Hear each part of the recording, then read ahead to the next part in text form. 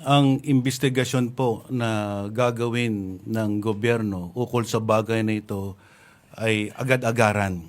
Importante hong malaman kung ano ang mga naging hakbang para po kumuha ng serbisyo ng isang mamamatay tao na nagpaplano ng masamang balakin sa ating mahal na Pangulo. At gagawin po ng National Bureau of Investigation ang lahat ng mga hakbang para matuntun ang identity nito, kasama po ang pag-i-issue po ng subpoena kay Vice President Sara na humarap sa NBI para bigyan po ng kaliwanagan ang kanyang mga pananalita. Dahil po diretsuhan niyang sinabi na siya po ay kumuha na ng tao, na siya pong gagawa ng pagpatay hindi lang po sa Pangulo, kasama po ang ating First Lady at ang ating Speaker of the House. Hindi po tama pong pananalita na nanggagaling po sa napakataas na opisyalis ng ating bayan. Kailangan po agarang investigasyon at meron po tayong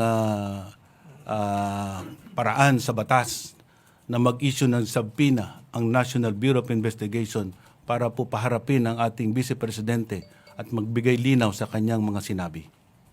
Ating pong alalahanin na kamakailan lang ay nagbigay din po ng pananalita ang ating Vice President na gusto niyang pugutan ng ulo ang ating Pangulo.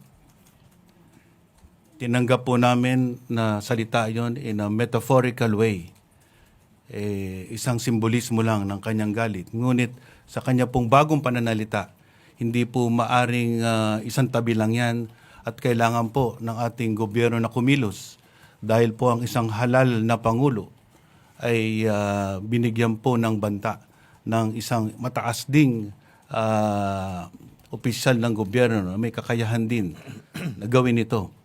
Kaya kami po, we are not leaving any stone unturned. We will take every effort to protect the President and to investigate everyone that could possibly be involved in this assassination plot of the three high-ranking officials of government.